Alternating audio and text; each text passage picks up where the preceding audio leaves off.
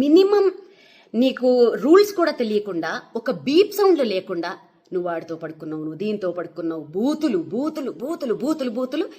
ఇంకొకటి ఏంటంటే, ఒక ఛానల్ అయిపోయిన వెంటనే బయట చెప్పుకుంటే సిగ్గిపోతుంది. ఒక పెద్ద పెద్ద శాటిలైట్ ఛానల్స్ కూడా, రండి మేడం మా ఛానల్కి రండి మేడం, మీకు న్యాయం చేస్తాం. ఏం చేస్తారు? అదేదో సినిమాలో లాగా పోరాడతాం అంటే ఏం ఆడతారు అన్నట్టు వాళ్ళకి న్యాయం మీరు ఏం చేస్తారు? మీకు రేటింగుల కోసం కదా. పోనీ వాళ్ళు బూతులు మాట్లాడుతున్నారా? కాదు. ఒక పిల్ల వచ్చి కూర్చుని ఇంకో పిల్ల జీవితాన్ని లాగేస్తుంది దాంట్లోకి. ఆ పిల్ల పడుకుంది, ఈ పిల్ల పడుకుంది. వాళ్ళకి పర్సనల్ లైఫ్లు ఉండవా? వాళ్ళకి మొగుళ్ళు పిల్లలు లేరా? అప్పుడు ఏమయ్యాయి మీ మనోభావాలన్నీ? అంటే మీ మీద సోకాల్డ్ మా జర్నలిస్టుల మీదే ఎవరు కేసులు పెట్టేవాళ్ళు లేరా? ఉండరా? సో ఇది ఎవరు ఆలోచించుకోవాలి చెప్పనా? ఆడియన్స్, మెయిన్గా యూత్ ఆలోచించుకోవాలి.